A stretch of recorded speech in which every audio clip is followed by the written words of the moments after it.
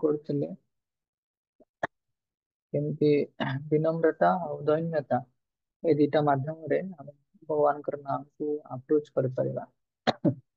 ତ ଭକ୍ତି ବିନୋଦ ଠାକୁର ଯିଏ ଅଛନ୍ତି ପ୍ରାର୍ଥନା କରନ୍ତି ଚୈତନ୍ୟ ମହାପ୍ରଭୁଙ୍କର କଥା କହିକି जीव जागो गोरा चाल बोले वो तो निद्रा जाओ तुम्हें पिशाचिर बोले।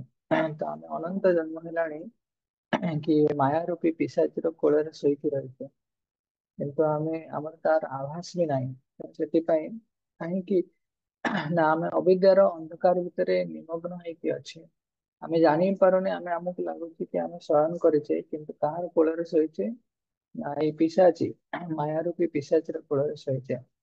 ତେଣୁ ଭୌତିକ ଦୃଷ୍ଟିରେ ଆମେ ନିରୁତ୍ସାହିତ ହେଇଯାଇ ହଉନେ, ଆମେ ଭୌତିକ ଦୃଷ୍ଟିରେ ଅଧିକ ଉତ୍ସାହିତ ଅଛେ କିନ୍ତୁ ଆଧ୍ୟାତ୍ମିକ ଦୃଷ୍ଟିକୋଣରେ ଆମେ କୌଣସି ପ୍ରକାର ସ୍ପିରିଚୁଆଲ ଇଣ୍ଟରେଷ୍ଟ ଆମର ନାହିଁ, କୃଷ୍ଣଙ୍କ ଉପରେ ନିର୍ଭରଶୀଳତା ନାହିଁ, କୃଷ୍ଣଙ୍କୁ ଆମେ ଭୁଲି ଯାଉଛେ। ଦେଖିବା ଆମେ ପ୍ରତ୍ୟେକଟି ଆକ୍ଟିଭିଟି ଆମେ ଦିନରେ କରୁଛେ ଆମେ କେତେ ଦୂର କୃଷ୍ଣଙ୍କୁ ସ୍ମରଣ କରିଛେ। ଆଉ ବହୁତ ସୁନ୍ଦର ଭାବରେ ଚୈତନ୍ୟ ମହାପ୍ରଭୁ କହୁଛନ୍ତି କି ଏନେଛି ଔଷଧି ମାୟା ନାସିବାର ଲାଗି ହରେ କୃଷ୍ଣ ମହାମନ୍ତ୍ର ମହତ ନାରୀ। ତ ମୁଁ ହିଁ ଏଇ ହରେ କୃଷ୍ଣ ମହାମନ୍ତ୍ରକୁ ଏଇ ଯୋଉ ଭବ ଔଷଧି ରୂପକ ମାନେ ଔଷଧ ଅଛି ତାକୁ ଆଣିଛି ତୁମକୁ ଦେବାକୁ ଚାହୁଁଛି, ଯାହା ଦ୍ୱାରା ତୁମ ମାୟାର ପ୍ରଭାବକୁ ନାଶ କରିପାରିବ। ତେଣୁ ମୋ ଠାରୁ ଅଧିକ ଦୟାବାନ କିଏ ବି ହେଇପାରିବ ନାହିଁ। ତେଣୁ ସେଥିପାଇଁ ତ ସେଥିପାଇଁ ବର୍ଣ୍ଣନା କରାଯାଏ କି ମହାମନ୍ତ୍ରକୁ ଆମେ ଗ୍ରହଣ କରିବା ଦରକାର। ମହାପ୍ରଭୁ ଚୈତନ୍ୟ ମହାପ୍ରଭୁ ବଦାନ୍ୟ ରୂପରେ ଏ ମହାମନ୍ତ୍ରକୁ ପ୍ରଦାନ କରୁଛନ୍ତି, କିନ୍ତୁ ଆମକୁ at least minimum price of sincerity ଆମକୁ ପେ କରିବାର ଅଛି। କାରଣ ଯେତେ ଶାସ୍ତ୍ରରେ କୁହାଯାଏ ଯେତେ ତୀବ୍ରତା ଗୋଟେ ପାଣିରେ ଗୋଟେ ମାଛ ଗୋଟେ ପାଣିକୁ ଆବଶ୍ୟକ କରେ ତାର ନିଶ୍ୱାସ ନେବା ପାଇଁ, ସେତିକି ତୀବ୍ରତାରେ ଆମେ ଭଗବାନଙ୍କର ନାମର ଆଶ୍ରୟ କରିବା ଦରକାର। ଆମେ ଆବଶ୍ୟକ କରିବା ଦରକାର କି ମତେ କୃଷ୍ଣଙ୍କର ଆବଶ୍ୟକତା ଅଛି ବୋଲି, କୃଷ୍ଣଙ୍କର ଆଶ୍ରୟ ଅଛି ବୋଲି। ତେଣୁ ସେଥିପାଇଁ ସେତିକି ଜୋରରେ ସେତିକି ହୃଦୟତାର ଗଭୀରତାର ଆମେ ଭଗବାନଙ୍କୁ ପ୍ରାର୍ଥନା କରିବା ଦରକାର। ତ ବହୁତ ସମୟରେ ଆମେ ଭଗବାନଙ୍କର ନାମକୁ ଭିକ୍ଷା ମାଗିବାର ଅଛି। ଭଗବାନଙ୍କର ନାମ ପ୍ରତି ଆମେ ନାମକୁ ପ୍ରାପ୍ତ କରିବା ପାଇଁ ଆମେ ଭଗବାନଙ୍କୁ ଭିକ୍ଷା ମାଗିବାର ଅଛି। ଆଉ ଏ ଭିକ୍ଷା କେତେବେଳେ ମାଗିପାରିବା ଯେତେବେଳେ ଆମେ ଚାହିଁବା ନିଜର ଭଲ କରିବା ପାଇଁ, ଅଲ୍ଟିମେଟ ଗୁଡ କରିବା ପାଇଁ, ଭଲ କରିବା ପାଇଁ। ଆଉ ଏଇ ଭିକ୍ଷା ମାଗିବା ସମୟରେ ଆମର ଯେତେବେଳେ ଗୋଟେ ଲୋକ ଭିକ ମାଗେ ତାର ନମ୍ରତା ଆଉ ତାର ଆତ୍ମସମ୍ମାନ ଏ ଦିଟା ଜିନିଷ ବାଧାପ୍ରାପ୍ତ ହୁଏ। ତେଣୁ ବ୍ୟକ୍ତି ଯଦି ନମ୍ର ଆତ୍ମସମ୍ମାନ ନଥିବ, ତାର ଆତ୍ମସମ୍ମାନକୁ ସେ ସବୁବେଳେ ଦେଖୁଥିବ, ଜଗୁଥିବ କି ନାଇଁ ମୁଁ ଭିକ ମାଗିଲେ ଲୋକ କଣ କହିବେ, ଯେତେବେଳେ ସେ ବେଶୀ ଦୁର୍ଭିକ୍ଷ ମାଗି ପାରିବନି। ଆତ୍ମସମ୍ମାନରେ ପୀଡିତ ହେଇଥିବା ବ୍ୟକ୍ତି ସେ ସବୁବେଳେ ତା ନିଜ ବିଷୟରେ ଚିନ୍ତା କରିବ କି ମୁଁ ଠିକ ଦେଖାଯାଉଛି କି ନାହିଁ, ମୋର ଭିକ ମାଗିବା ପାଇଁ ଲୋକ କଣ କହିବେ, ସେ ଦେଖିବ। ଆତ୍ମସମ୍ମାନ ବ୍ୟକ୍ତି ଯେତେବେଳେ ଆଶା କରେ ତାକୁ ସେ ବାରମ୍ବାର ଦୁଃଖ ପାଏ ସେମିତି। କିନ୍ତୁ ବିନମ୍ର ବ୍ୟକ୍ତି କଣ କରେ, ତାର ନିଜର ଲିମିଟେସନ, ତାର କମିଆ, ତାର ଅସୁବିଧା ସେ ଜାଣେ। ତ କିଛି ସମୟ ସେ ପରୀକ୍ଷଣ କରେ, ପୁନଃ ସେ ପୁଣି ବ୍ୟାକ୍ ଆସେ କୃଷ୍ଣଙ୍କ ପାଖକୁ।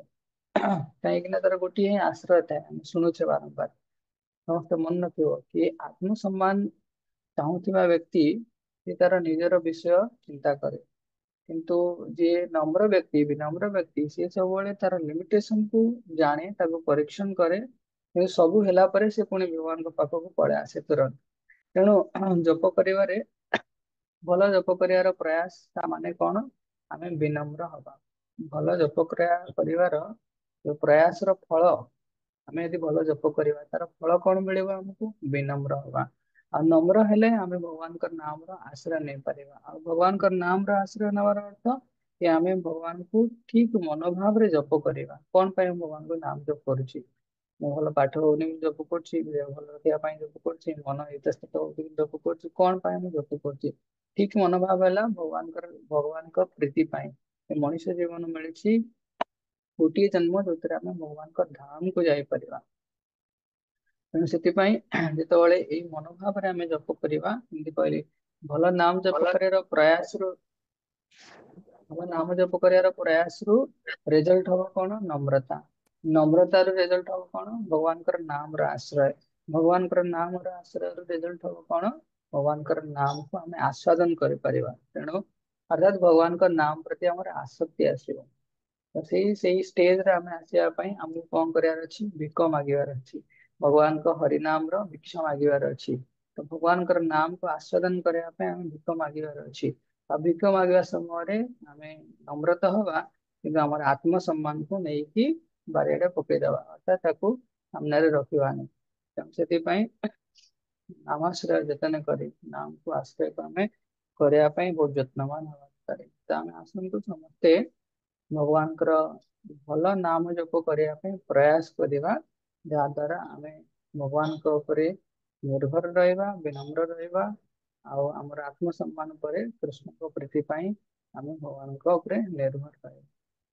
ठीक है जी, हरे कृष्णा। श्री हरे नाम प्रभु की जय। अनंत कोटि वैष्णव भक्त वृंद की जय। नामाचार कृष्ण हरिदास ठाकुर की जय।